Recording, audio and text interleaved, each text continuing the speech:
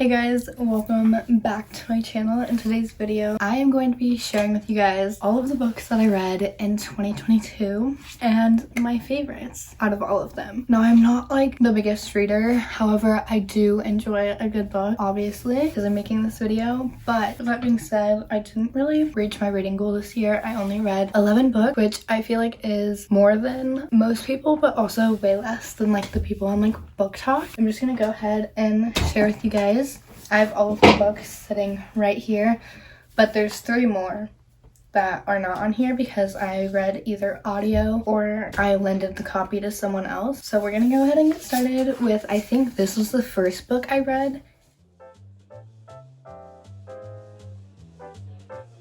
last year.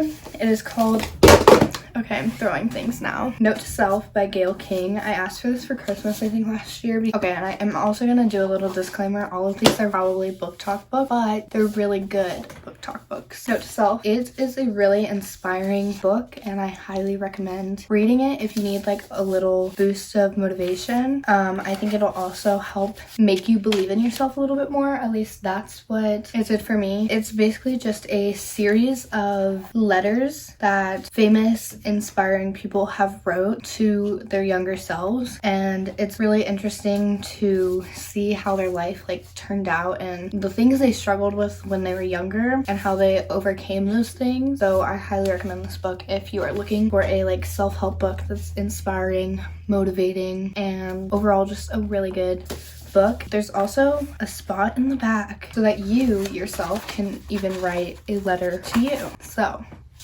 I think that's really cool. I haven't done that yet. I really need to. I think I would give this probably like a 7. It was a really good book. Will I read it again? Maybe. Okay, now I'm going to talk about 2 that I read on audio. You can find a lot of these books too on YouTube, so you can read them for free and just listen to them. That's how I did it with these 2.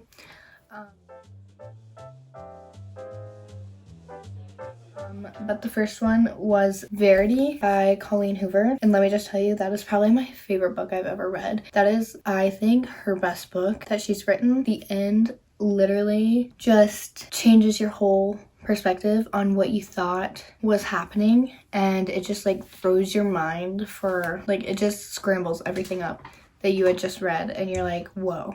And it kind of leaves you with like, which story do you believe? Like, there's 2 different sides and you kind of get to choose which one you get to believe. It doesn't specify which one is actually real or fake. I love it. I still think about the ending. I know she just wrote another chapter to it and I have not read that and I really want to. In Verity, I'd give it 10 out of 10. Verity is about like this young like author.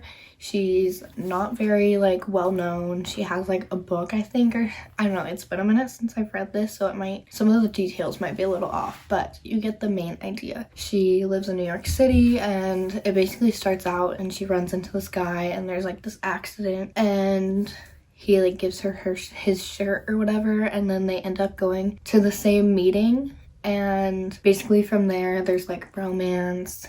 She moves into his house to write for his wife because his wife is in like critical condition and can't finish the series that she was writing, and it's like a really popular series. So that's kind of what it's about, but there's a lot of like crazy stuff that happens in the house after she's like moved in, and a lot of like secrets that his wife had like kept, and it's just absolutely mind-blowing. So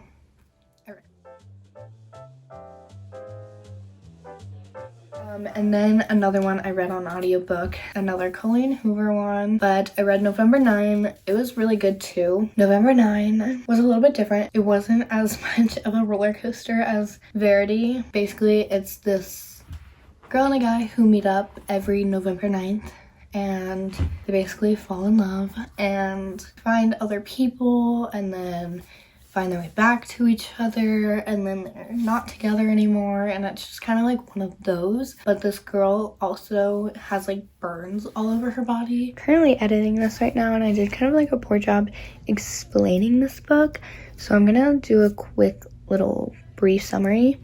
So basically the girl was a burn survivor, and there had been an accident when she was younger, and I believe it was her house that burned down, but I'm also not sure because, again, I read this like over a year ago, so some of the details are not as fresh in my mind. But basically, the guy and her story intertwine somehow, and I'm not really gonna tell you what that is because that is part of the book that kind of like blows your mind. That's pretty much all that I'm gonna share about it because I can't really say too much more without like spoiling some of it. I bet you guys will see me again later on in the video.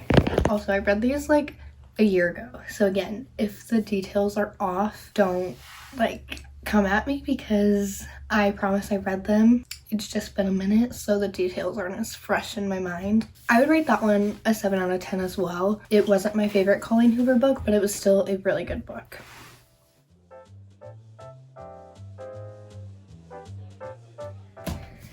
Next up, this lovely book. Here's the thing with this one. I feel like it was overhyped a little bit. It took me a while to get through it because I kept waiting for like the interesting part to happen. And I feel like it just never really did happen. Like, I don't know. I think there's a really good message that comes along with it. And I think it's important to read for that part. This is definitely a book you just like read once and don't really pick up again. I think the message sticks with you, and they are given like 24 hours left to live. They don't know how they're gonna die, but they know that they're gonna die that day. And so there is like an app that they can like meet up with someone else who has also been given the news that they only have 24 hours left, and they can spend it doing whatever it is that they want to do. And they try and do everything that they've ever wanted to do as well. But life is very fragile, and at any minute something can happen, and it's very important to enjoy every day like it is your last one. And that is like kind of the theme that this book gives off. I would give this probably a 6 out of 10.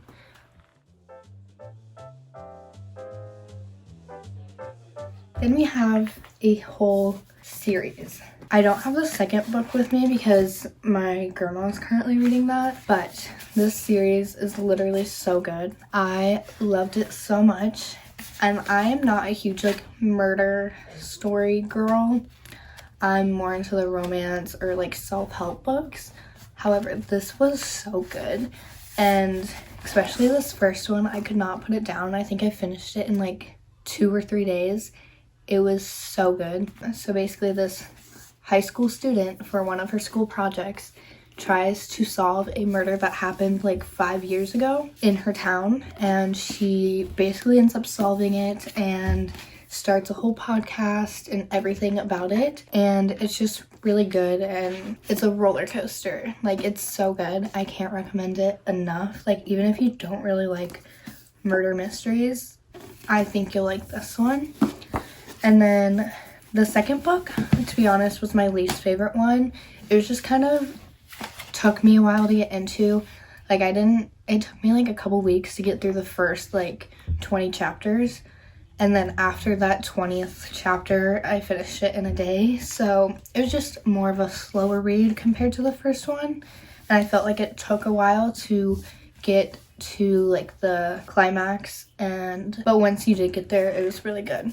And I felt like the beginning of it was also very repetitive with what was happening. And she basically is trying to find another person in her town who went missing. And in a way, all of these like tie together. Like, it's all the same characters. A lot of it ends up leading back to the very first one. And then this one is also really good. I felt like this beginning was a little slow to get into as well. But once you got into it, it was really good, and the ending is absolutely crazy.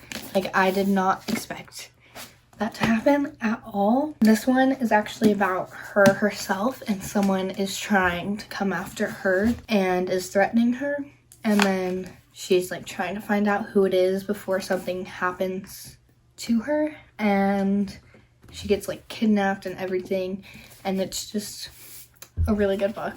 I love this series. I actually do think I would probably reread it just because there's probably things that I missed in it. One thing I will say though is I was able to predict who the murderer or killer or suspect was, like, right away. Like, I just knew who it was. I would give these probably a 10 out of 10. They were really good. Okay, then we have another Colleen Hoover book. It is the Ugly Love one. Now, this book I felt like was a lot of the same thing. It was very spicy, if you know what I mean. I think, okay, the story behind it was really good, but it was probably out of the I've read 4 Colleen Hoover books. I've read It Ends With Us, November 9, Verity, and this one. I also have the sequel to It Ends With Us that I have to read still, but I'm reading other things before I get to that, so I'll let you know how I like that one. But this one was probably my least favorite out of the 4 that I've read, just because, again, it was like the same thing, but the background behind the whole story with one of the characters was really good. Back again. Ignore my hair. It's like a hot mess right now. But I was being a little weird on filming this part. So basically, what happens is the main character moves in with her brother. Her brother's best friend lives across the hall. And her and the best friend kind of are feeling a vibe with each other. And she starts to really like him. But he doesn't want anything more than a physical relationship, and so it is like strictly just physical. He has a reason for that, and that is the story that I thought was like a really good part of the book. It's set up to where each chapter switches back and forth between the present and part of his story in the past, and so yeah, it was a good book. Just not my favorite Colleen Hoover book. I give it like a 7 out of 10. So yeah, I definitely finished it, I think, in like 2 or 3 days. But our last three are some of my favorite books that I read this summer. Like, they're the perfect summer reads. And even though it is winter, if you need a little serotonin boost, I highly recommend reading these 3 books because they were so good. So we have Every Summer After by Carley Fortune. She lives in a city in like Canada, I think it takes place in. Again, I read this in the summer, so the details are just like starting to come back to me. But she lives in the city, and during the summer she goes to her lake house. Her family has a lake house, and there's these 2 boys that live next door. And she grows up basically going every summer and playing with these kids, and eventually her and one of the boys like has feelings for each other, but then they're like dating other people. And then one year she just like kind of stops going, and she goes back when she's an adult because one of the boys' mother passed away, and they became like super close, like family to each other. So she goes back for the funeral, and her and that guy meet up again, and he has a girlfriend, but they kind of work things out, and it's just a really good summer book. It has all of the summer vibes, you know, a lake house, a boy next door. I don't know, it was really good. I liked it a lot. Yeah, I'd give this one an 8 out of 10. It was really good. I actually probably would reread it again because I've forgotten a lot of things that happened. I definitely recommend this one.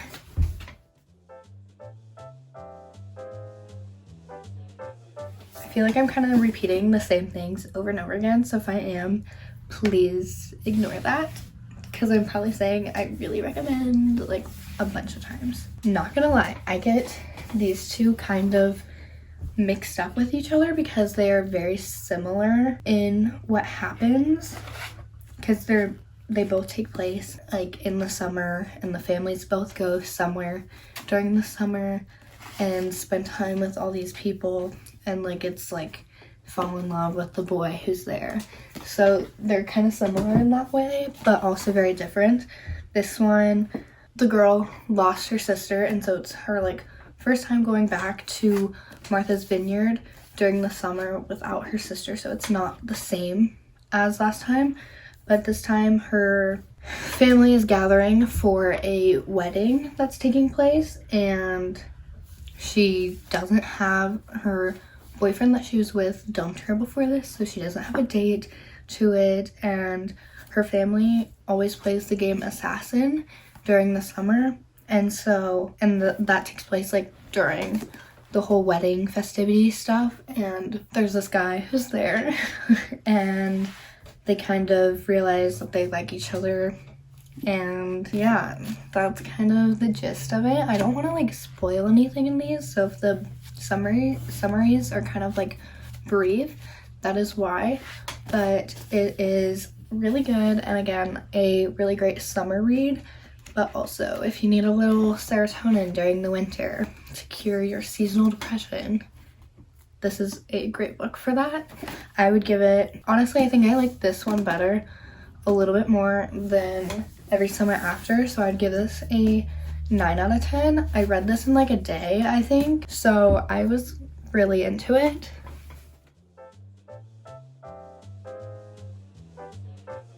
And then this book, I think this book has like a special place in my heart just because I relate to the character, the main character a lot, and I just love this book so much. It's Malibu Rising by Jenkins Reid, and it's about this family who is kind of like famous, and they host this annual party at the main character Nina's house, like every summer or at the end of the summer. And if you know about the party, you're invited. So it's like there's no like formal invitations, it's just like if you hear about it, you can go. And this year there's a lot of drama, there's a lot of tea that comes out during the party, and just so much happens. And both of their parents are just like not present at all. The mom actually, I feel like that's a spoiler, but the parents are present, I'm just gonna say that.